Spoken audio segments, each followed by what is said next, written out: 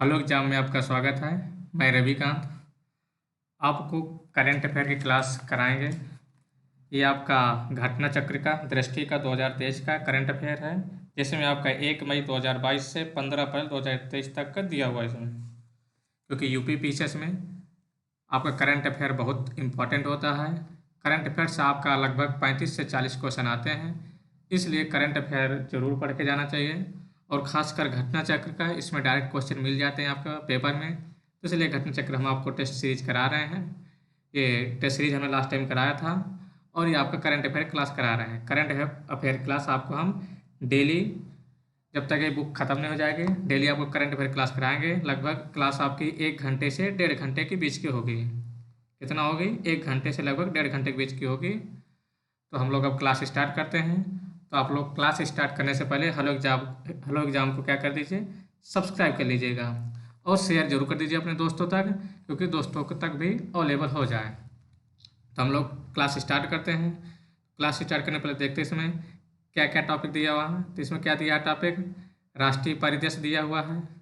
Then उसके बाद अंतर्राष्ट्रीय परिदृश्य दिया हुआ है, यानी इंटरनेशनल। देन उसके बाद इकोनॉमिक परिदृश्य दिया हुआ है। फिर क्या दिया हुआ? वैज्ञानिक एंड उत्तर प्रदेश विशेष दिया हुआ है। इसमें क्या दिया है? उत्तर प्रदेश विशेष। फिर उसके बाद संक्षिप्तियाँ हैं। फिर उसके बाद किससे दिया है? खेल से रिलेटेड संबंधित दिया है। किससे? खेल से। तो हम लोग स्टार्ट करते हैं। आपका देखते हैं पहला राष्ट्रीय परिदृश्य में आपका देश के राजनीतिक एंड सामाजिक एंड धार्मिक शैक्षणिक घटनाओं पर ये आपका दिया हुआ है न्यूज। तो देखते हैं आम आदमी पार्टी, ये अभी फिलहाल न्यूज में था, क्योंकि आम आदमी पार्टी को क्या की दिया गया है? नेशनल पार्टी का दर्जा दे दिया गया है। और पहले देखते हैं नेशनल पार्टी दर्जा होने के लिए, प्राप्त करने के लिए कौन कौन सी कंडीशन फिल होना चाहिए। तो नेशनल पार्टी कंडीशन के लिए क्या चाहिए आपको? लोकसभा या विधानसभा किसी आम चुनाव में उस राजनीतिक दल को न्यूनतम 4 राज्यों में से प्रत्येक राज्य में कुल क्या होना चाहिए? वैध मतों का लगभग 6% मत प्राप्त होना चाहिए, और उसने लोकसभा की न्यूनतम 4 सीटें भी जीती हों। या तो ये कंडीशन होना चाहिए। दूसरी कंडीशन क्या है? लोकसभा के पिछले आम चुनाव में उस दल ने कुल सीटों की न्यूनतम 2% सीटों पर विजय प्राप्त की हो। मतलब जितनी टोटल सीटें हैं उसकी लोकसभा में टोटल 2% सीट जीतनी होनी चाहिए। और उस सदन में न्यूनतम 3 राज्य दल के प्रत्याशी नहीं हो, यानी कि 3 राज्य से प्रत्याशी आपके आए हुए हों।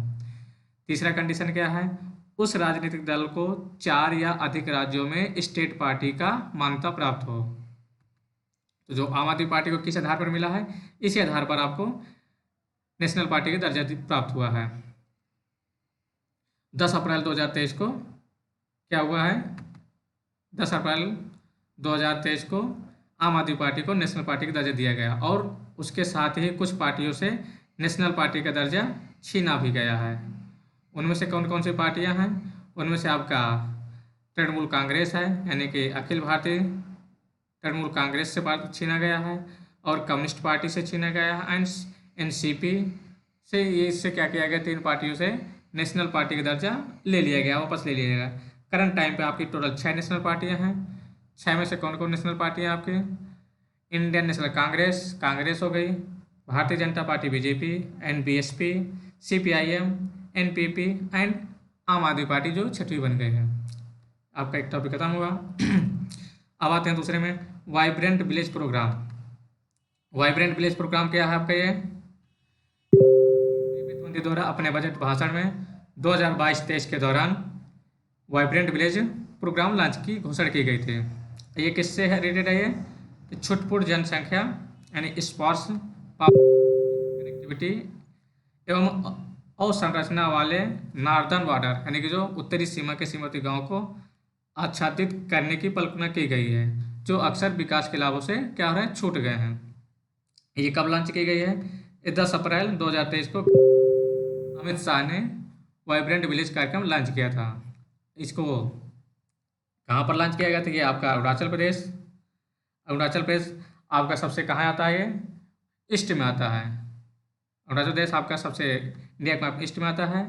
और किस जिले में? अंजाव जिले में के कौन से गांव में आया? किबितू। ये किबितू क्या है आपका? ईस्टर्न ईस्टर्न मोस्ट बॉर्डर भी है। और ये जो क्या है, सेंट्रल सेंट्रल प्रायोजित योजना है, यानी केंद्रीय योजना है आपकी। ये कौन सी योजना है? ये सेंट्रल प्रायोजित योजना है,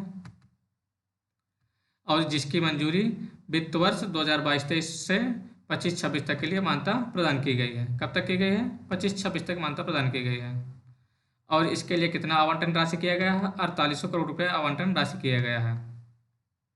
और इस योजना के तहत 4 राज्य, हिमाचल प्रदेश, अरुणाचल प्रदेश, सिक्किम, उत्तराखंड तथा संघ केंद्र शासित प्रदेश लद्दाख लद्दाख की सीमा सटे कितने जिले हैं? 19 जिलों के 46 ब्लॉक में लगभग 2968 गाँव को इसमें शामिल किया गया है। जो कि प्रथम चरण में प्राथमिकता के आधार पर 662 गाँव की पहचान की गई है, जिसमें से 455 गाँव कहाँ से? आपके अरुणाचल प्रदेश से हैं। कहाँ से हैं? अरुणाचल प्रदेश से हैं। अब आते हैं नेक्स्ट न्यूज में। लास्ट टाइम अभी इलेक्शन हुए थे 3 स्टेट के, नॉर्दर्न स्टेट में, जो नॉर्थ ईस्ट के स्टेट्स हैं उनमें 3 स्टेट में इलेक्शन हुए थे। उनसे थोड़ा देख लेते हैं न्यूज़, क्योंकि इनसे क्वेश्चन पूछ लेता है। सीएम हो गया, गवर्नर हो गया एंड अध्यक्ष हो गया। तो आप इन सभी जगहों पर, यानी तीनों स्टेट में कितनी सीटें हैं? टोटल 60 सीटें हैं। तो आते हैं इसमें आते हैं सब लोग। पहले हम लोग मेघालय के चुनाव में। इससे पहले कि 2 मार्च 2023 को भारत निर्वाचन आयोग द्वारा, यानी इलेक्शन कमीशन द्वारा 3 राज्यों के चुनाव परिणाम जारी किया गया था। यानी जो इलेक्शन रिजल्ट आया था, कब आया था? 2 मार्च को। 3 राज्य मेघालय, नागालैंड एंड त्रिपुरा। मेघालय देखते हैं सबसे पहले। कौन सा मेघालय स्टेट आते हैं? 10वीं मेघालय, यानी कि कौन सी लोकसभा का चुनाव हुआ था? सॉरी, विधानसभा का ये 10वीं था, जिसके कारण ये जो चुनाव 27 फरवरी को संपन्न हुआ था। और अगर मेघालय की बात की जाए तो मेघालय में टोटल सीट हैं 60 सीटें हैं, जो कि यहाँ पर 59 सीटों में चुनाव हुआ था। एक सीट का चुनाव नहीं हो पाया था। 59 सीटों का क्या हुआ था? चुनाव हुआ था। और एक सीट, कौन सी सीट थी जहाँ पर चुनाव स्थगित कर दिया गया था? ये था आपका सोहियोंग। यहाँ का क्या कर दिया गया? चुनाव स्थगित कर दिया गया था। स्थगित क्यों कर दिया गया था? क्योंकि यूडीपी, यानी यूनाइटेड डेमोक्रेटिक पार्टी के प्रतिनिधि जो थे, एसटीआर, उनका क्या हो गया? निधन हो गया था। और यहाँ पर 60 सीटों में से 55 सीटें किसके लिए आरक्षित हैं? एसटी के लिए। एसटी कैंडिडेट के लिए 55 सीटें क्या हैं? आरक्षित हैं। किसके लिए? एसटी के लिए। और यहाँ पर अनुसूचित यानी एससी जाति के लिए कोई भी सीट आरक्षित नहीं है। जो कि इलेक्शन जो अभी हुआ है, टोटल कितना परसेंट वोट पड़ा है? 86.69% मतदान हुआ था। और जो सीएम चुने गए हैं, मेघालय के सीएम कौन चुने गए हैं? कोनराड के संगमा को सीएम चुना गया है। ये किस पार्टी के हैं? एनपीपी के। कोनराड संगमा क्या है? ये दूसरी बार सीएम बने हुए हैं। और अगर डिप्टी सीएम की बात किया जाए तो प्रिस्टोन एंड स्नो भलंग क्या है? 2 उप मुख्यमंत्री भी चुने गए थे। और यहाँ की अगर बात किया जाए अध्यक्ष की, तो अध्यक्ष किसको चुना गया था? विधानसभा का अध्यक्ष थॉमस ए संगमा को क्या चुना गया था? अध्यक्ष चुना गया था। पिछली बार क्वेश्चन पूछा था जब स्टेट के चुनाव हुए थे 2022, तो उसमें पूछा था, क्या पूछा था? अध्यक्ष एंड स्टेट और गवर्नर पूछा था। तो इसलिए थोड़ा ओवरथ्रो देख लेते हैं, किस पार्टी को कितनी सीट मिले थे। तो एनपीपी को 26 सीट मिले थे, यूनाइटेड डेमोक्रेटिक पार्टी को 11 मिले थे, कांग्रेस को 5 मिले थे, तृणमूल कांग्रेस को 5, voice of the people party को 4 और भारतीय जनता पार्टी को 2 सीट मिले थे। अगला स्टेट आते हैं हम लोग नागालैंड। नागालैंड में कितनी सीट हैं? यहाँ पर कितनी सीटें यहाँ पर हैं? 60 सीटें हैं। और यहाँ पर भी सेम डेट पर इलेक्शन हुए थे 27 फरवरी को। यहाँ पर भी क्या हुआ है? 60 में से 59 सीटों का ही, यहाँ पर 60 सीट में से 59 सीटें किसके लिए आरक्षित हैं? किसके लिए आरक्षित हैं? अनुसूचित जनजाति के लिए, एसटी के लिए कितनी सीटें आरक्षित हैं? यहाँ पर 59, एक छोड़ते नहीं, सभी सीटें आरक्षित हैं। जो कि नागालैंड में भी केवल 59 निर्वाचन क्षेत्रों में ही चुनाव संपन्न हो पाया था। एक सीट के लिए यहाँ पर चुनाव नहीं हो पाया था, नहीं सॉरी, चुनाव हुआ था लेकिन निर्विरोध चुने गए थे। क्या हुआ था? यहाँ पर निर्विरोध चुने गए थे। वो कौन थी? वो काजेतु किनमी, ये क्या हुए थे? बीजेपी से थे और निर्विरोध चुने गए थे।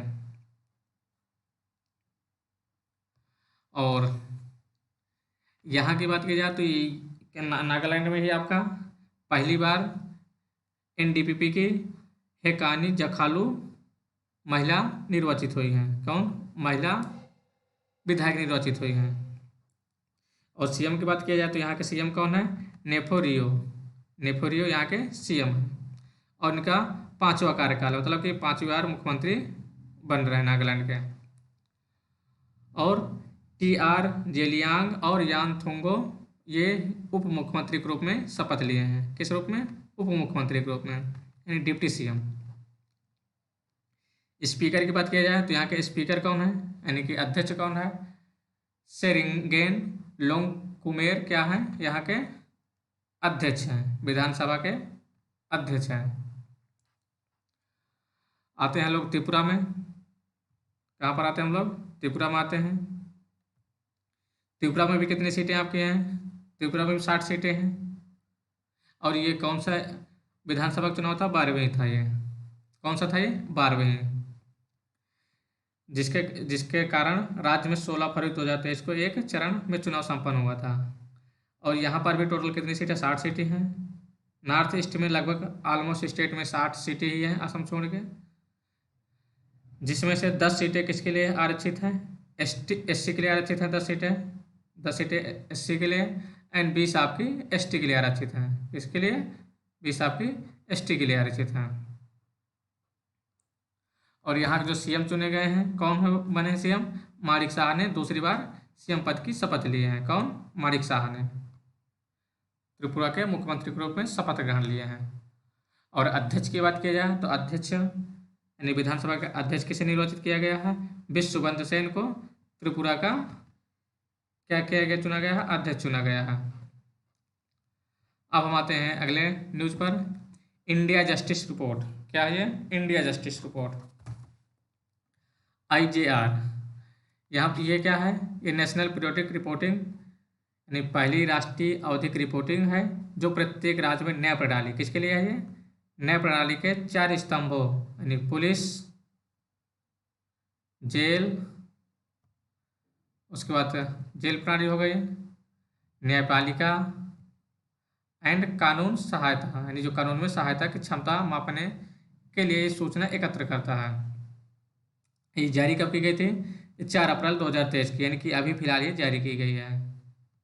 इंडिया जस्टिस रिपोर्ट कब जारी की गई थी? 4 अप्रैल 2023 को। ये रिपोर्ट का कौन सा संस्करण था? तीसरा संस्करण था। कौन सा था ये? तीसरा संस्करण था। और इसका जो पहला संस्करण कब आया था? 2019 में आया था। कब आया था? 2019 में। इस रिपोर्ट के अंतर्गत भारत के राज्यों में न्याय तक पहुंच के उनकी क्षमता के अनुसार रैंक दिया जाता है। क्या दिया जाता है? रैंकिंग की जाती है। तो रैंकिंग के लिए बड़े राज्य और छोटे राज्यों में अलग अलग 2 श्रेणियों में विभाजित किया गया है, यानी कि बड़े राज्य में और छोटे राज्यों में डिवाइड किया गया है।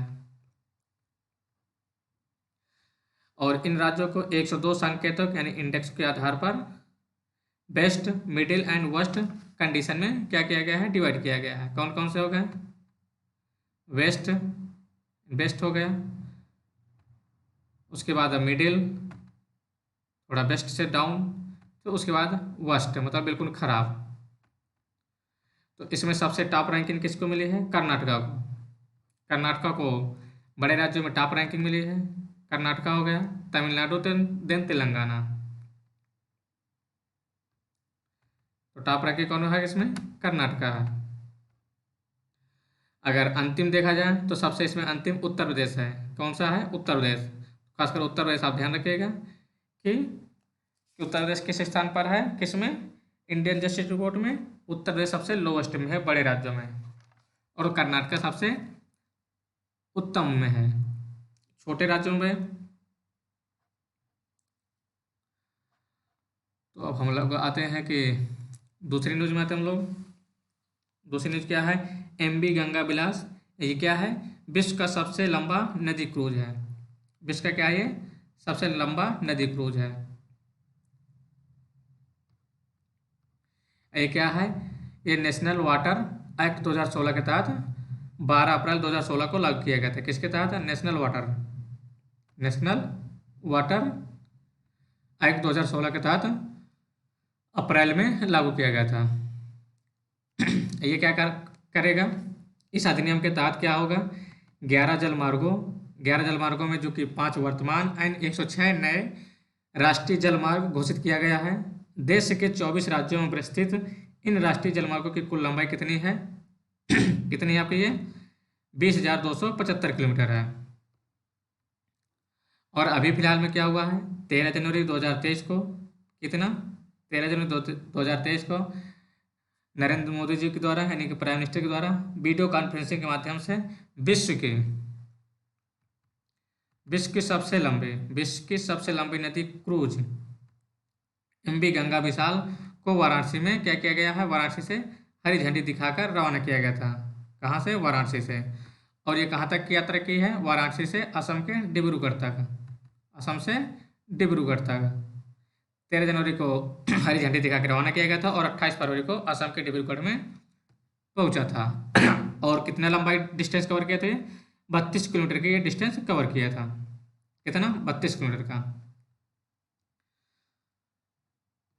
तो ये लगभग यह यात्रा कुल 27 नदी प्रणालियों से होकर गुजरी थी। कितने, 27 नदियों से। कितने नदियों से, लगभग 27 नदियों से। तो हम लोग अगले न्यूज में आते हैं, क्योंकि आपको न्यूज के हिसाब से पढ़ना है, ज़्यादा डीपली नहीं पढ़ना आपको, क्योंकि प्री क्वेश्चन सॉल्व करना है तो उसमें केवल आपको देख के आंसर मारना है। अब आते हैं टेंट सिटी। टेंट सिटी क्या है आपका,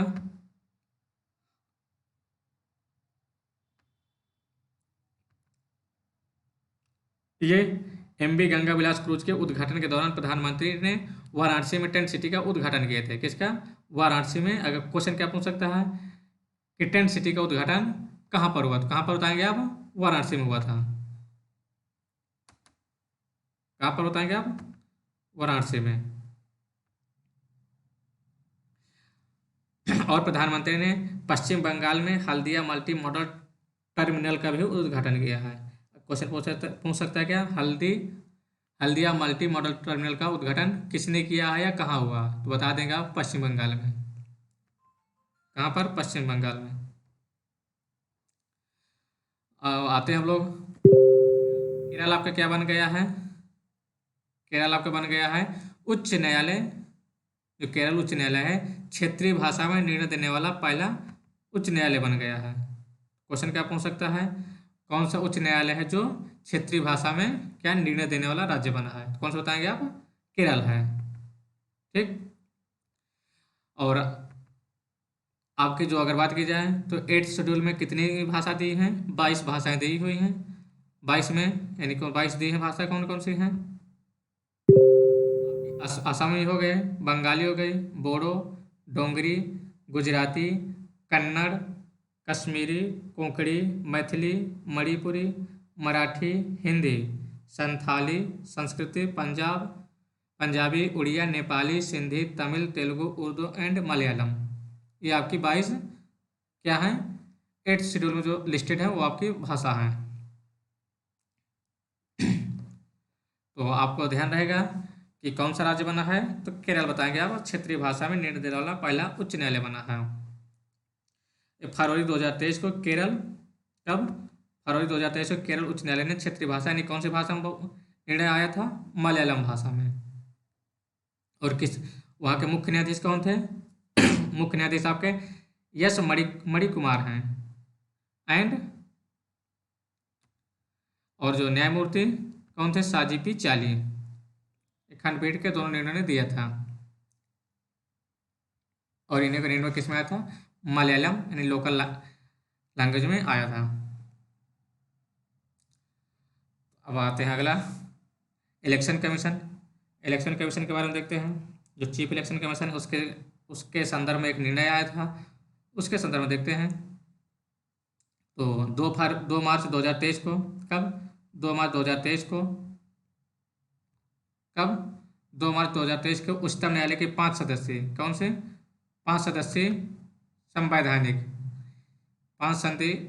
5 संसदीय संवैधानिक पीठ ने अपने ऐतिहासिक निर्णय में मुख्य चुनाव आयुक्त यानी कि chief election commission and election commission के नियुक्ति के संबंध में फैसला दिया था। इनके नियुक्ति के संबंध में फैसला दिया था। क्या बोला था कि मुख्य चुनाव आयुक्त एवं चुनाव आयुक्तों की नियुक्ति एक समिति यानी कि एक समिति की सिफारिश के आधार पर राष्ट्रपति द्वारा की जाएगी। किसके द्वारा की जाएगी? राष्ट्रपति के द्वारा की जाएगी। देन मुख्य चुनाव आयुक्त एवं अन्य चुनाव आयुक्तों की नियुक्ति कितने? 3 सदस्य। 3 सदस्यीय उच्च स्तरीय समिति की सिफारिश पर राष्ट्रपति द्वारा की जाएगी, जिसमें से कौन कौन होंगे? राष्ट्र प्रधानमंत्री होंगे, उसके बाद विपक्ष के यानी लोकसभा विपक्ष के नेता होंगे, एंड भारत के कौन होंगे? न्यायाधीश होंगे, भारत के मुख्य न्यायाधीश होंगे। और उसके साथ ये भी बोला था, क्या बोला था? कि जब तक संसद संविधान के अनुच्छेद कौन सा? 324 क्लॉज सब क्लॉज 2 के अधीन कोई विधि नहीं बना देता, तब तक जो पुरानी चल रहा है वही चलता रहेगा, यानी कि तब तक उपयुक्त दिशा निर्देश प्रभावी रहेंगे। क्या रहेगा? उपयुक्त दिशा निर्देश प्रभावी रहेगा। 5 सदस्यीय संविधान पीठ अध्यक्षता कौन की किसने किया था? न्यायमूर्ति के.एम. जोसेफ ने अध्यक्षता किया था इसके, इन्हीं के बेंच पीठ में निर्णय सुनाया गया था। अब आते हैं हम लोग annual status of education report. कौन से है? Annual status of education report. अगर आप लोग क्लास स्लो लगे हैं तो क्लास आप लोग 1.5 या 2 की स्पीड में भी देख सकते हैं। Annual status of education report असर, ये क्या है? ये गैर सरकारी शिक्षण संगठन है। कौन है? गैर शिक्षण संगठन है, गैर सरकारी, प्रथम द्वारा जारी किया गया है। और इसके अनुसार क्या है? 18 जनवरी 2023 को annual status of education report जारी की गई थी। कब की गई थी? 18 जनवरी को। और इसमें इस रिपोर्ट में क्या है? 3 से 16 वर्ष के आयु वर्ग के बच्चों की नामांकन की स्थिति को दर्ज करने के बारे में बताया गया है। 3 से 16 वर्ष के, और उसके साथ ही 15 से 16 वर्ष के आयु वर्ग के बच्चों की पढ़ने और गणित करने की बुनियादी क्षमताओं को भी केंद्रित किया है। क्या किया है? केंद्रित किया है।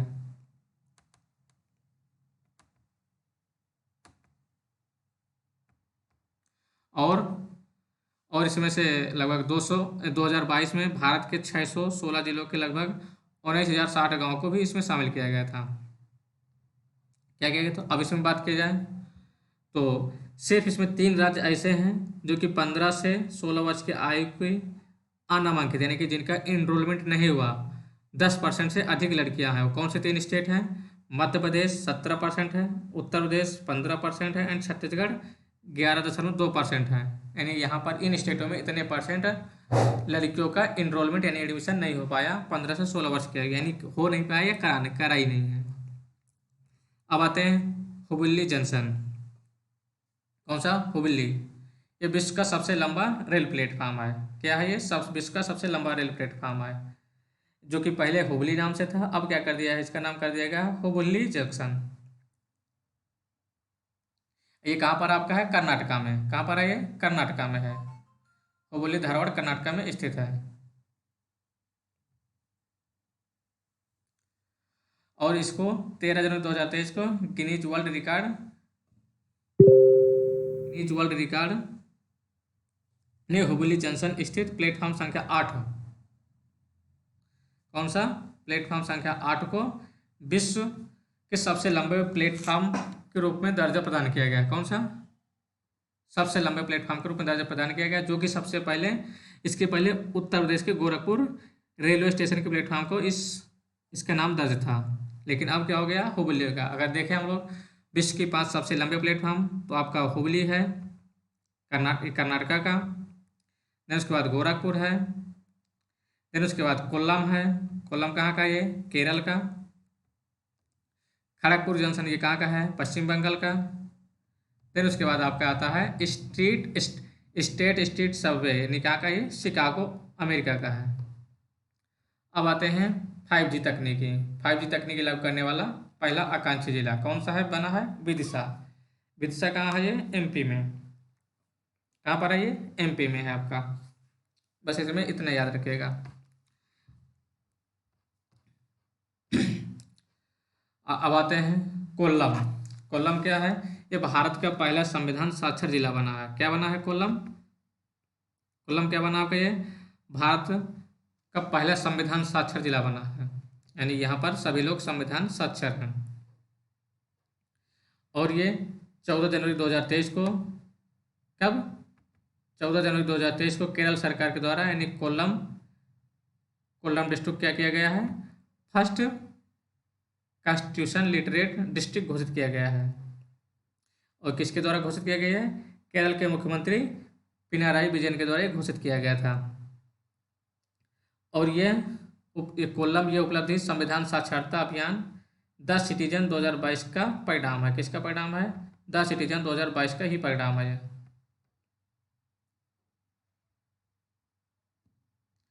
आते हैं अगला न्यूज में, राष्ट्रीय ग्रीन हाइड्रोजन मिशन। क्या है राष्ट्रीय ग्रीन हाइड्रोजन मिशन?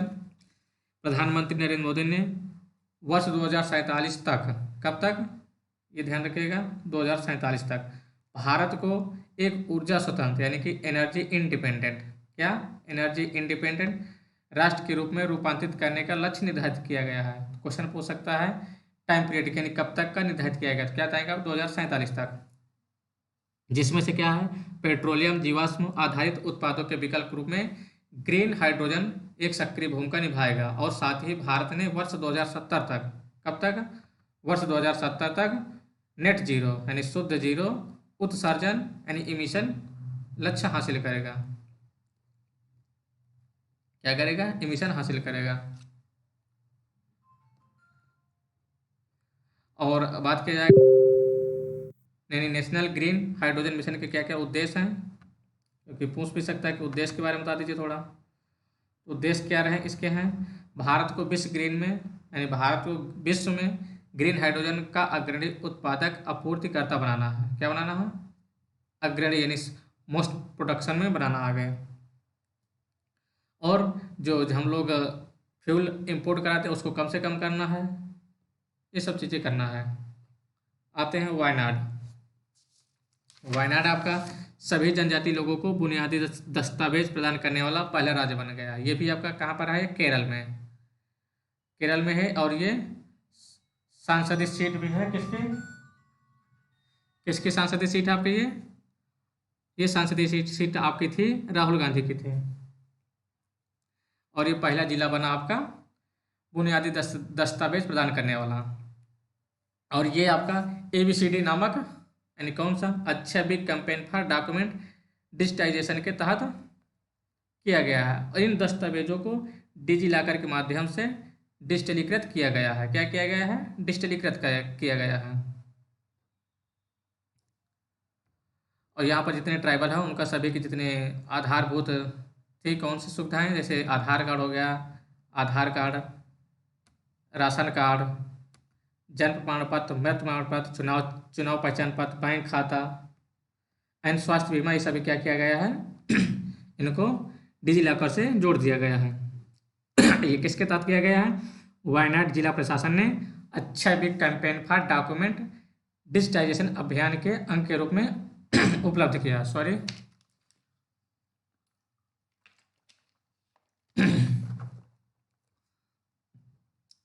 भारत की सबसे लंबी एस्केप टनल, ये कहाँ पर आपका, ये जम्मू कश्मीर में है। क्वेश्चन पूछ सकता है कि भारत की सबसे लंबी टनल कौन सी है, तो कहाँ पर है, कश्मीर में है। ये लगभग कितना लंबाई है, 272 किलोमीटर। और इसका जो निर्माण है ये Udhampur Srinagar Baramulla rail link project के तहत किया गया है। किसके तहत किया गया है, उधमपुर श्रीनगर बारामूला लिंक प्रोजेक्ट के तहत किया गया जा रहा है। और ये क्या है, एक नेशनल परियोजना है, नेशनल प्रोजेक्ट है। क्या है आपका, नेशनल प्रोजेक्ट है। तो सबसे क्या है, सबसे लंबा टनल है, यानी कि यह भारत का सबसे लंबा एस्केप टनल है। और इसका शेप की बात की जाए तो इसका शेप किस शेप में है, घोड़े के नाल, हॉर्स शो के आकार का ये है। हम आते हैं हम लोग तमिलनाडु। जो तमिलनाडु सरकार यानी तमिलनाडु गवर्नमेंट क्या बन गई है, स्वयं का जलवायु परिवर्तन मिशन शुरू करने वाला पहला राज्य बन गया है। तो क्वेश्चन क्या पूछ सकता है आपका कि कौन सा राज्य स्वयं का जलवायु परिवर्तन मिशन शुरू करने वाला राज्य बना, तो क्या आप आंसर आएगा उसमें आपका तमिलनाडु आएगा। ये किसके द्वारा किया जाएगा, तमिलनाडु ग्रीन क्लाइमेट कंपनी के द्वारा किया गया है। और इसके तमिलनाडु क्लाइमेट चेंज मिशन के तहत इसके अनुसरण में राज्य ने 3 प्रमुख मिशन रखे हैं। कौन से 3 प्रमुख मिशन रखे हैं? 3 कौन कौन से प्रमुख मिशन हैं? एक ग्रीन तमिलनाडु मिशन, दूसरा तमिलनाडु वेटलैंड मिशन, दूसरा क्या है तमिलनाडु वेटलैंड मिशन, तीसरा क्या है तमिलनाडु जलवायु परिवर्तन मिशन। ये 3 थे मिशन है इसमें। और ये 9 दिसंबर 2022 को तमिलनाडु सरकार ने जलवायु परिवर्तन मिशन शुरू करने वाला देश का पहला राज्य बना है। कौन सा बना है? पहला राज्य है अभी। और यहाँ के मुख्यमंत्री कौन है? M.K. स्टालिन। कौन है मुख्यमंत्री? M.K. स्टालिन। तो ये किसके किसके तहत किया गया है? जलवायु परिवर्तन पर राष्ट्रीय मिशन क्या था ये? अगर राष्ट्रीय मिशन की बात की जाए तो 30 जून 2008 को भारत सरकार ने जलवायु परिवर्तन राष्ट्रीय कार्य योजना यानी कि national action plan on climate change launch किया था। कब? 2008 में, जिसमें से जलवायु परिवर्तन पर 8 राष्ट्रीय मिशनों को शामिल किया गया था। कितने मिशन शामिल किए गए थे? 8। 8 में से देखते हैं कौन कौन से हैं। आपका नेशनल सोलर मिशन, कौन है? National solar mission. दूसरा क्या है? National mission for enhance energy efficiency, यानी कि एनर्जी की एफिशिएंसी इंक्रीज करना है। क्या करना है आपको? एनर्जी की एफिशिएंसी इंक्रीज करना है। दूसरा क्या है? National mission on sustainable habitat, national mission on sustainable habitat. फिर नेशनल वाटर मिशन है। क्या है? नेशनल वाटर मिशन है। देन उसके बाद national mission for sustaining Himalaya ecosystem. कौन सा है? Himalayan ecosystem. अगला क्या है? National mission for green India, यानी कि ग्रीन इंडिया हरित भारत का है। 7वां क्या है? National mission for sustainable agriculture. और लास्ट क्या है? Knowledge and national mission on strategic knowledge for climate change. ये 8 मिशन है। अगला आते हैं हम लोग धर्मदम भारत का पहला पूर्ण पुस्तकालय निर्वाचन क्षेत्र बना है। कौन बना है? धर्मदम। ये भारत का पहला पूर्ण पुस्तकालय निर्वाचन क्षेत्र बन गया है। ये भी कहाँ है? ये केरल के कन्नूर जिले में स्थित है। कहाँ पर है ये? केरल के कन्नूर जिले में स्थित है। बस इसमें इतने याद रखने की जरूरत है, ज़्यादा नहीं, क्योंकि ये यूपी से रिलेटेड ज़्यादा क्वेश्चन है, तो ये सेंटर में आ सकता है, लेकिन यूपी के क्वेश्चन इतना नहीं आएगा। और ये क्वेश्चन हाँ देख सकते हैं, विश्व का पहला पांडुलिपि संग्रहालय। हाल ही में केरल की राजधानी तिरुवनंतपुरम में विश्व के पहले ताड़ के पत्तों के पांडुलिपि का शुभारंभ किया गया है। अब आते हैं हम लोग भारत का सबसे बड़ा तरल अपशिष्ट उपचार तंत्र। क्या? सबसे बड़ा उपचार तंत्र अपशिष्ट तरल। ये किससे रिलेटेड आपका है? ये आपका डोमेस्टिक सीवेज से रिलेटेड है, यानी कि जितना सीवेज से रिलेटेड है पूरा ये डोमेस्टिक सीवेज हो गया। कौन कौन से? Domestic sewage, industrial sewage. कौन कौन से? Domestic sewage, industrial sewage and storm sewage. कौन सा? तूफान सीवेज, जिसमें से लगभग 99% किसका हिस्सा रहता है? डोमेस्टिक सीवेज का। और ये 18 जनवरी 2023 को तिरुपति नगर निगम आंध्र प्रदेश ने फाइटोरिड तकनीकी पर आधारित देश के सबसे बड़े तरल अपशिष्ट उपचार प्लांट का उद्घाटन किया गया है, यानी कि largest liquid waste treatment plant का उद्घाटन किया गया है। तो कहाँ किया गया? ये आंध्र प्रदेश में। कहाँ पर किया गया? आंध्र प्रदेश में।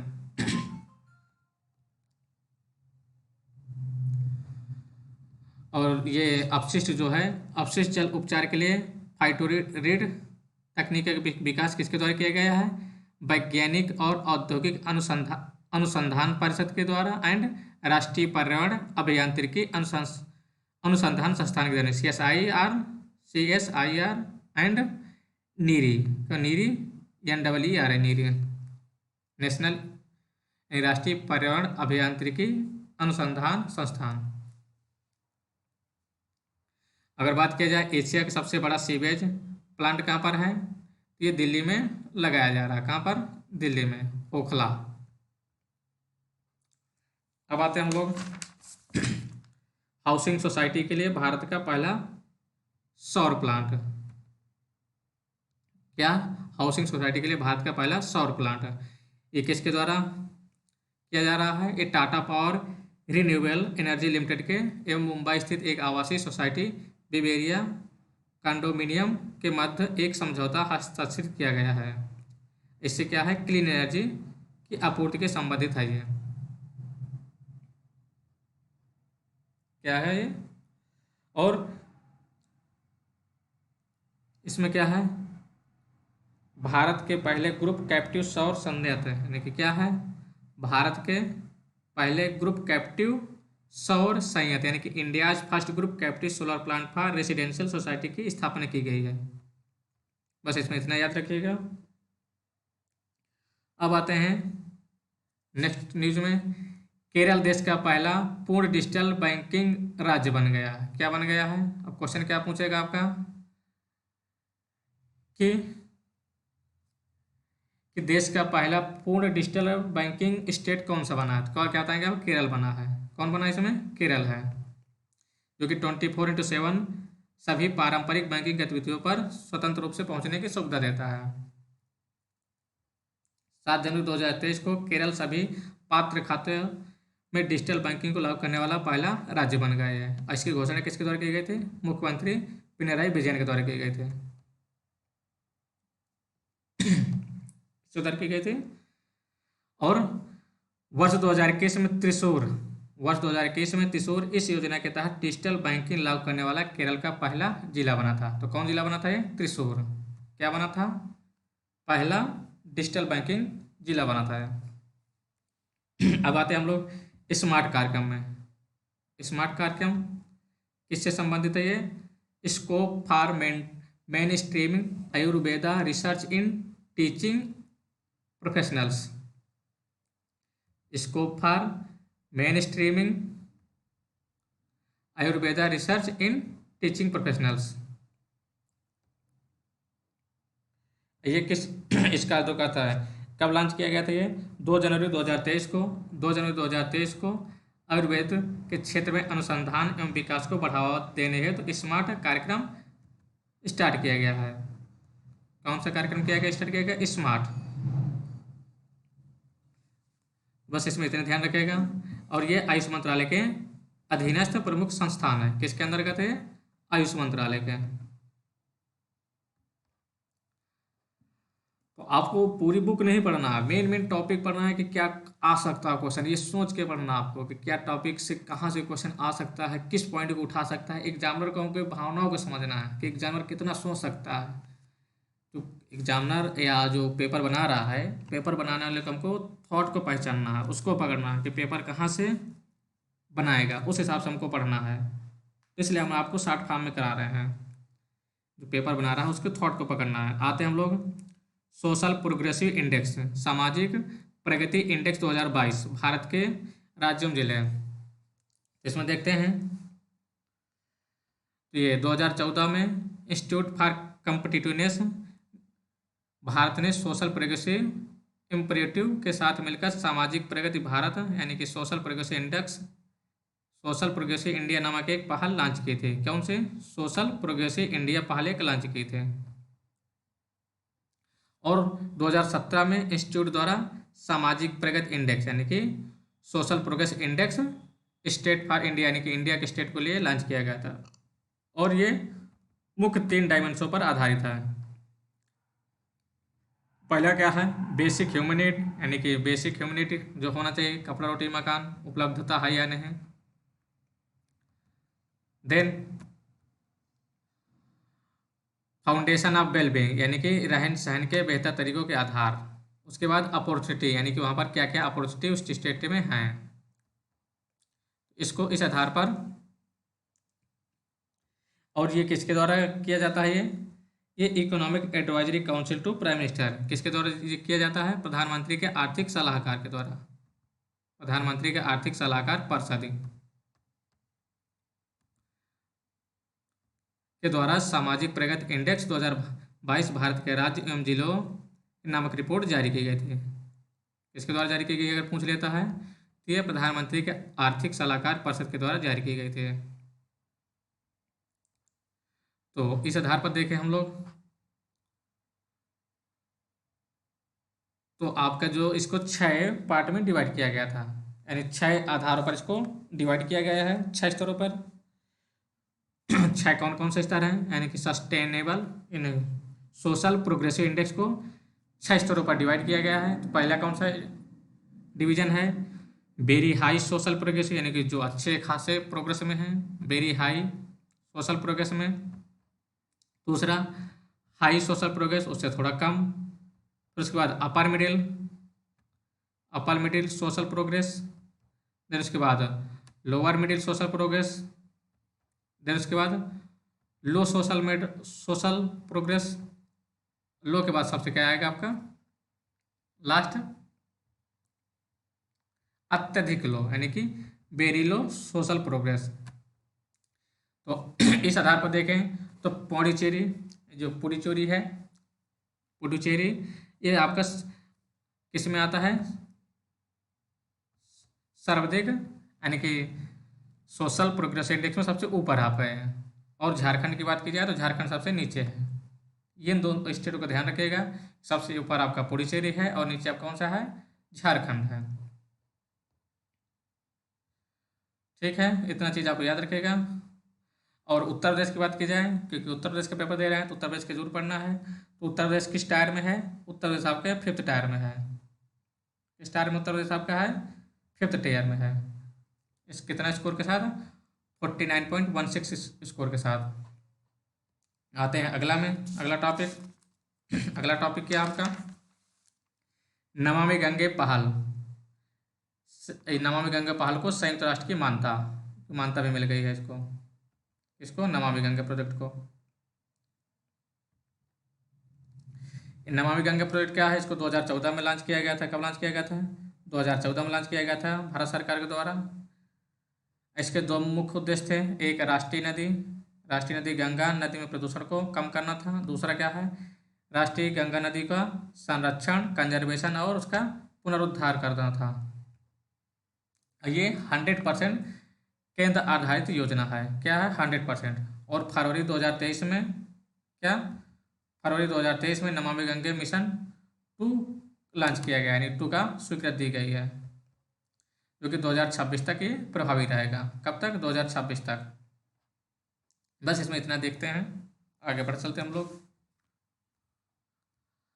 आगे आते हैं, अब अभी फिलहाल और 2 राज्यों के चुनाव हुए थे, गुजरात और हिमाचल प्रदेश के। कहाँ के, गुजरात और हिमाचल प्रदेश। देखते हैं पहला गुजरात के कौन सा इलेक्शन था, 14वीं विधानसभा का इलेक्शन था। कौन सा था, 14वीं था। और गुजरात की बात की जाए तो गुजरात में कुल कितनी सीटें हैं, यहाँ पर 182 सीटें थी, 182 सीटें हैं, ठीक है।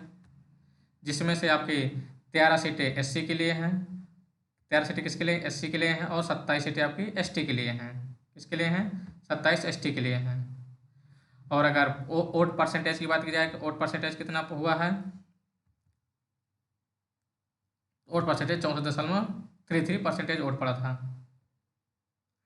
और यहाँ पर बीजेपी ने, यानी कि भारतीय जनता पार्टी ने लगातार सातवीं बार चुनाव जीता है। यहाँ पर 7वीं बार लगातार चुनाव जीता है। और यहीं पर ही आम आदमी पार्टी की एंट्री हुई थी, और यहीं से ही आम आदमी पार्टी को नेशनल पार्टी के दर्जा भी मिला हुआ। अगर यहाँ के सीएम की बात की जाए तो सीएम पद की शपथ किसने लिया है, भूपेंद्र पटेल ने सीएम पद की शपथ ली थी। और शंकर चौधरी को वहाँ का स्पीकर बनाया गया, नहीं अध्यक्ष बनाया गया है। शंकर चौधरी को वहाँ का विधानसभा का क्या बनाया गया है, अध्यक्ष बनाया गया है। तो अब आते हैं हिमाचल के चुनाव में। हिमाचल के चुनाव देख लेते हैं, वहाँ का क्या परिणाम था, कौन सीएम बना है, कितनी सीटें थी। तो यहाँ पर टोटल कितनी सीटें हैं, 68 सीटें हैं। कितनी सीटें हैं, 68 सीटें हैं। जिसमें से आपकी 17 सीटें किसके लिए आरक्षित हैं, एससी के लिए आरक्षित हैं। और 3 सीटें आपकी एसटी के लिए आरक्षित हैं। किसके लिए, एसटी के लिए। और यहाँ पर टोटल कितना वोट परसेंटेज हुआ है, 75.6% वोट पड़ा हुआ है। कितना, 75.6% टोटल वोट पड़ा हुआ है, जो कि आज तक का सबसे ज़्यादा वोट परसेंटेज हुआ है। और सबसे बड़ी न्यूज़ यहाँ पर क्या है, विश्व के सबसे ऊंचे मतदान स्टेशन, यानी कि वर्ल्ड हाईएस्ट पोलिंग स्टेशन कौन सा, तासीगंग। कौन सा है ये, तासीगंग। इसको जरूर याद रखिएगा। ये कहाँ पर है? लाहौल स्पीति, लाहौल एंड स्पीति में यहाँ पर क्या हुआ है? 100% मतदान हुआ है। ये सबसे आश्चर्यजनक बात है। क्या यहाँ पर 100% मतदान हुआ है? और यहाँ की बात की जाए तो यहाँ पर किसको जीत मिली है? यहाँ पर जीत मिली थी कांग्रेस को। किसको जीत मिली थी? कांग्रेस को। और यहाँ के सीएम के रूप में कौन शपथ लिए थे? सुखविंदर सिंह सुक्खू ने सीएम के पद के रूप में शपथ ग्रहण किए थे। और 2 डिप्टी सीएम भी बनाए गए थे। Mukesh Agnihotri, sorry, 1 deputy CM बनाया गया था। मुकेश अग्निहोत्री के यहाँ पर उप मुख्यमंत्री का पदभार ग्रहण किए थे। अब आते हैं अगली न्यूज पर। अगली न्यूज क्या है आपकी? हिमालय याक को खाद्य पशु का दर्जा दिया गया है। हिमालय याक को क्या किया गया है? खाद्य पशु का दर्जा दिया गया है। अगर इसका वैज्ञानिक नाम बात की जाए तो क्या है इसका? इसे पालतू याक भी बोलते हैं। Bos grunniens, bos grunniens. ये अधिक ऊंचाई में पाया जाने वाला पशु है जो कि बहुत ऊंचाई में रहता है, जिसमें से बाइसन हो गई, भैंस और मवेशी आदि शामिल हैं। और ये भारत में कहाँ पाया जाता है? ये भारत में लद्दाख हो गया, जम्मू कश्मीर, सिक्किम, अरुणाचल प्रदेश, हिमाचल प्रदेश, पश्चिम बंगाल, उत्तराखंड में ये क्या है? पाए जाते हैं। और इसको किस में शामिल किया गया है? खाद्य पशु का दर्जा दिया गया है। बस यहाँ पर इतना ही है। अगले में आते हैं हम लोग। प्रयागराज, आगरा और गाजियाबाद में पुलिस कमिश्नरी यानी एक्ट प्रणाली लागू किया गया। कौन कौन से जिले में लागू किया गया है? प्रयागराज, आगरा और गाजियाबाद में। ये कब किया गया था लॉन्च आपका? अगर लॉन्च की बात किया जाए तो स्टार्ट कहाँ से हुआ था आपका? ये उत्तर प्रदेश के लखनऊ जिला और गौतम बुद्ध नगर में 2020 में स्टार्ट हुआ था। उसके बाद कानपुर, बनारस 2021 में, और 22 में आपके गाजियाबाद, आगरा एंड प्रयागराज। टोटल उत्तर प्रदेश के कितने पुलिस कमिश्नरी जिला बन गए हैं? 7 जिला हो गए हैं। कितने जिला हो गए हैं? 7 जिला हो गए हैं। अब आते हैं हम लोग स्टैचू ऑफ प्रॉस्पेरिटी। क्या? Statue of prosperity. ये कैंपेगौड़ा जो कि विजयनगर साम्राज्य के अधीन 16वीं शताब्दी के सामंत शासक थे। क्या थे? 16वीं शताब्दी के सामंत थे, जो कि आधुनिक बंगलोर यानी कि वर्तमान बंगलुरु के संस्थापक माने जाते हैं। और इसका अनावरण किसने किया था? प्रधानमंत्री के द्वारा 11 नवंबर को अनावरण किया गया था, जो कि बंगलुरु अंतर्राष्ट्रीय हवाई अड्डे यानी कि कैंपेगौड़ा अंतर्राष्ट्रीय हवाई अड्डा के परिसर में स्थित है। यह क्या नाम दिया गया इसका? Statue of prosperity. और इस किसकी स्टैचू है? ये ब्रॉन्ज की है। किसकी है? ब्रॉन्ज की। और इसकी हाइट 108 फीट ऊंचाई की है। ये कितना? 108 फीट। बस आप लोग इतना याद रखना है। स्टैचू ऑफ, अगर आप स्टैचू ऑफ यूनिटी की बात करें तो आपके कहाँ पर है? गुजरात में है। स्टैचू ऑफ यूनिटी किसके बनाया गया है? सरदार पटेल के लिए। और 1-2 क्वेश्चन देख लेते हैं स्टैचू से। स्टैचू ऑफ बिलीफ, ये आपका राजस्थान में है। स्टैचू ऑफ बिलीफ कहाँ पर है? ये राजस्थान में। ये शिव को समर्पित है। किसको? शिव को, शिव भगवान शिव को। और स्टैचू ऑफ पीस की बात करें, क्या? स्टैचू ऑफ पीस ये नरेंद्र मोदी यानी प्रधानमंत्री के द्वारा अनावरण किया गया था। कब? 16 नवंबर 2020 को।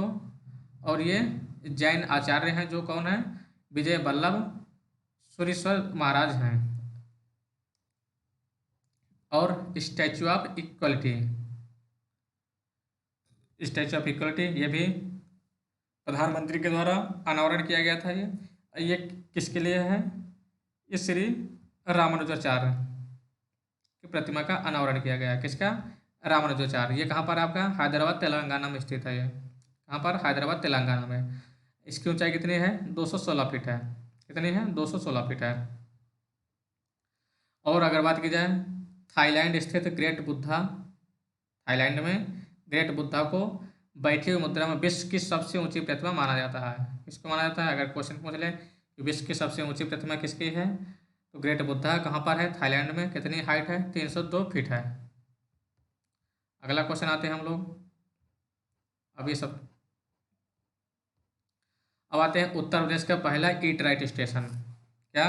उत्तर प्रदेश का पहला ईट राइट स्टेशन तो ये किसके द्वारा दिया जाता है? FSSAI के द्वारा। FSSAI के द्वारा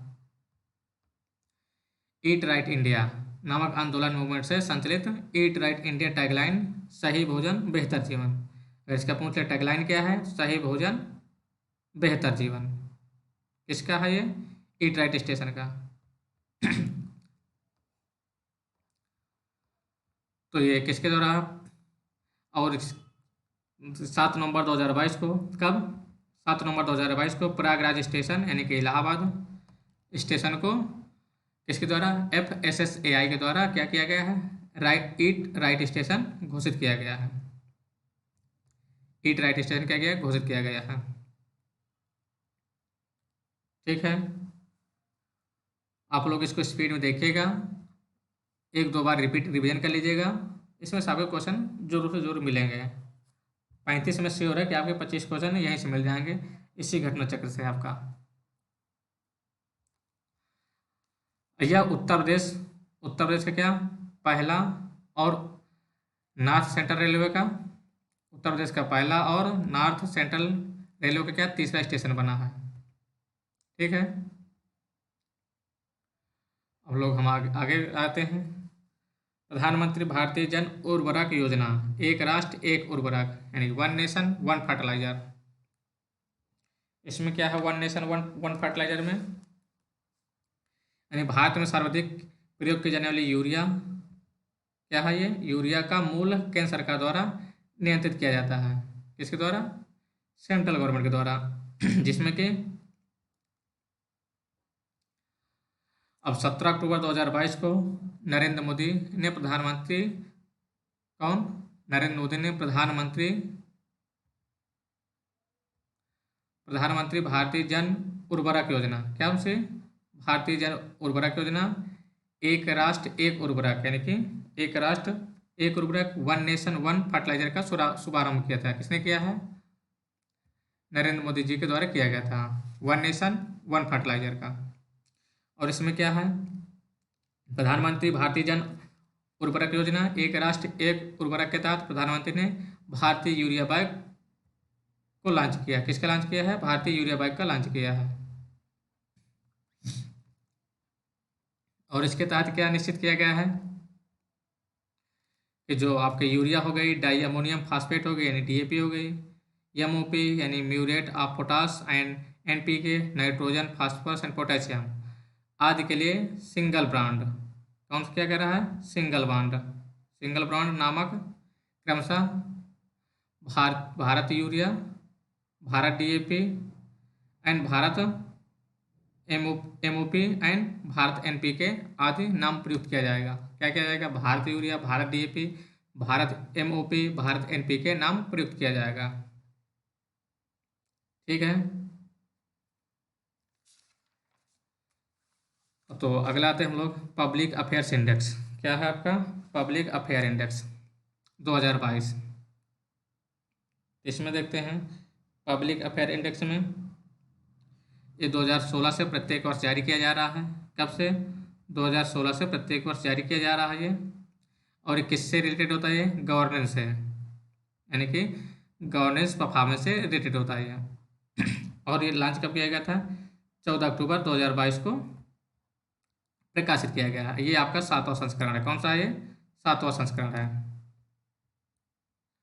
और इसमें देखा जाए तो आपका कौन से टॉप स्टेट थे? तो टॉप स्टेट, बड़े स्टेटों में आपका हरियाणा टॉप पर था, then Tamil Nadu, then Haryana, Tamil Nadu, then Kerala, then Chhattisgarh, then Punjab. ये 5 बड़े राज्य थे जो कि परफॉर्मेंस इंडेक्स में ऊपर थे। और छोटे राज्य में कौन से सबसे शीर्ष पर थे? सिक्किम, हिमाचल प्रदेश, उत्तराखंड एंड गोवा, ये आपके टॉप में थे। अगर उत्तर प्रदेश की बात की जाए, उत्तर प्रदेश का स्कोर क्या था इस बार? 12वां स्थान था। क्या कौन सा स्थान था? 12वां स्थान उत्तर प्रदेश का था, जो कि 2021 में कौन सा स्थान था? 18वां स्थान था। इस अकॉर्डिंग देखा जाए तो उत्तर प्रदेश का उछाल काफी हुआ।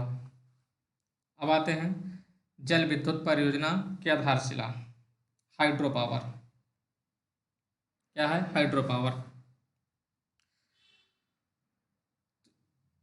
हाइड्रो पावर परियोजनाओं को उनके आकार के आधार पर आमतौर दो खंडों में क्या किया गया? वर्गीकृत किया गया। इनके आकार के आधार पर दो पार्ट में डिवाइड किया गया है।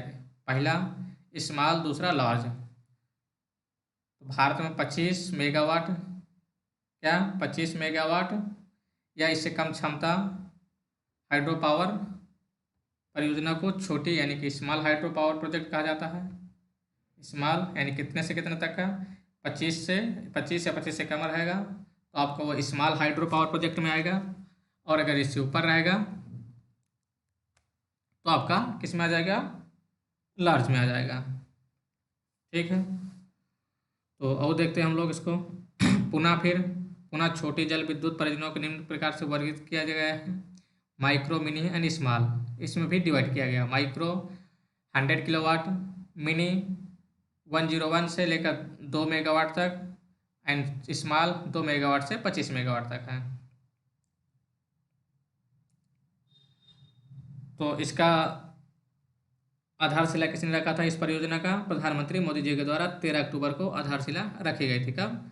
13 अक्टूबर 2022 को। और ये आधारशिला कहाँ से स्टार्ट किया गया था? हिमाचल प्रदेश के चंबा जिले में रखी गई थी। कहाँ पर? हिमाचल प्रदेश के चंबल जिले में, चंबा। ठीक है, तो हम लोग अगला देखते हैं। बल्क ड्रग पार्क की आधारशिला। तो पूछ सकता है बल्क ड्रग पार्क की आधारशिला कहाँ पर है और किससे संबंधित है? ये भारत औषध विभाग यानी भारत औषध उद्योग से संबंधित है। ये इंडियन फार्मास्यूटिकल इंडस्ट्री आकार के आधार पर विश्व में तीसरा सबसे बड़ा क्या है? विश्व में तीसरा सबसे बड़ा, जबकि मूल्य के आधार पर यानी 14वां सबसे बड़ा उद्योग है। भारत में अगर आकार की बात की जाए तो तीसरा सबसे बड़ा है, और मूल्य की बात की जाए तो 14वां सबसे बड़ा भारत फार्मास्यूटिकल इंडस्ट्री है। ठीक, और ये 13 अक्टूबर 2022 को, कब? 13 अक्टूबर 2022 को नरेंद्र मोदी द्वारा हिमाचल प्रदेश के ऊना, कहाँ पर? Una district, bulk drug park की आधारशिला रखी गई है। तो ये ध्यान रखिएगा, हिमाचल में रखी गई है, इतना ध्यान रखिएगा आप लोग बस। अब आते हैं नेक्स्ट, मुढेरा। क्या है? मुढेरा पहला 24x7 सौर ऊर्जा संचालित गाँव बन गया है। मुढेरा कहाँ पर आपका? ये गुजरात में है, जो कि यहीं पर आपका सन टेम्पल भी है। मुढेरा यहीं पर क्या है? सन टेम्पल भी है। यह मंदिर रूपेण नदी, किसकी? रूपेण नदी सहायक यानी कि पुष्पावती के तट पर स्थित है। और ये जो टेम्पल है किसके द्वारा बनाया गया है? चालुक्य वंश के द्वारा। कौन थे? भीम प्रथम। ओके, तो ये 9 से 11 अक्टूबर 2022 को प्रधानमंत्री नरेंद्र मोदी ने गुजरात का दौरा किया था। इस यात्रा के दौरान ही क्या मुढेरा को भारत का पहला 24 घंटे सोलर पावर्ड गांव घोषित किया गया था। Solar powered. और मुढेरा स्थित सूर्य मंदिर में हेरिटेज लाइटिंग का भी उद्घाटन किया गया था। इसका हेरिटेज लाइटिंग का भी उद्घाटन किया गया था।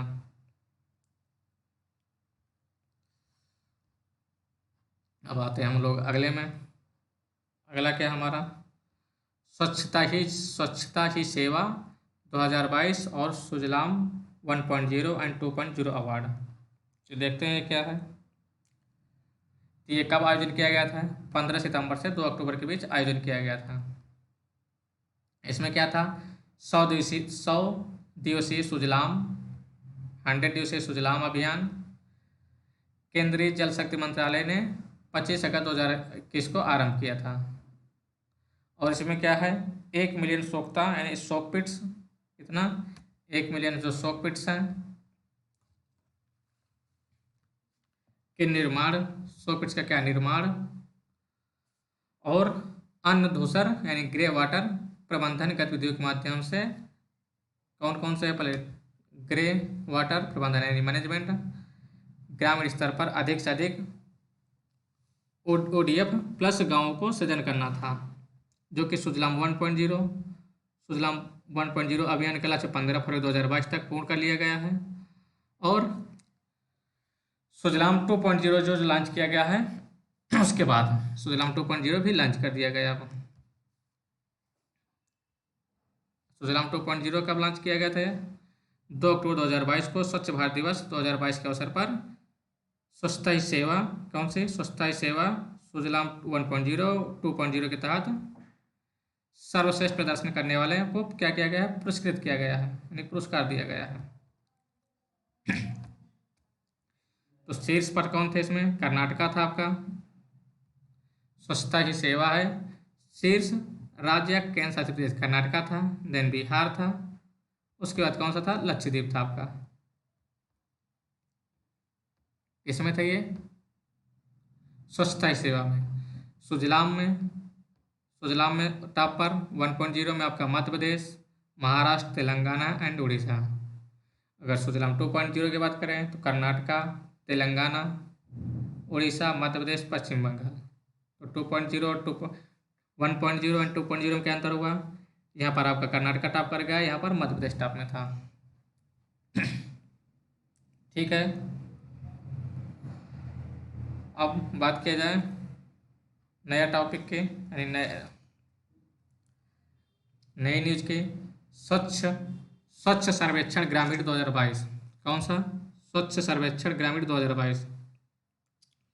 ये किससे संबंधित आपका? ये पेयजल एवं स्वच्छता विभाग पेयजल एवं स्वच्छता विभाग वर्ष 2018 से स्वच्छ सर्वेक्षण ग्रामीण को संचालित कर रहा है, जो कि वर्ष 2018 में 7,000 गाँव, 2019 में 17,200 गाँव और 2022 में 17,569 गाँव को आच्छादित किया गया है। और ये रिपोर्ट कब जारी की गई थी? ये 2 अक्टूबर 2022 को, कब? गांधी जयंती के दिन जारी की गई थी। और इसमें अगर स्कोर की बात की जाए, किसका क्या स्कोर रहा है? तो उत्तर प्रदेश का इसमें कौन सा स्थान रहा है? 18वां स्थान रहा है।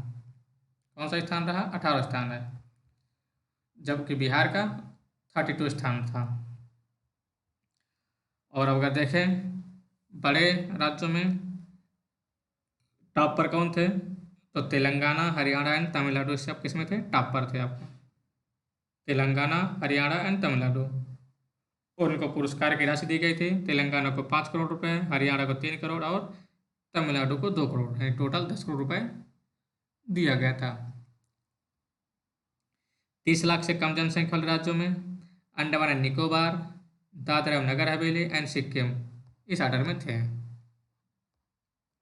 अगर जिलों की बात की जाए तो कौन से जिले टॉप में थे? जिला की बात की जाए तो कौन से जिले टॉप में थे? भिवानी, ये कहाँ पर? आपका हरियाणा में है, भिवानी हरियाणा में। जगित्याल, ये कहाँ पर है? तेलंगाना में। और निजामाबाद, ये तेलंगाना में भी है। ये जिले आपके टॉप पर थे।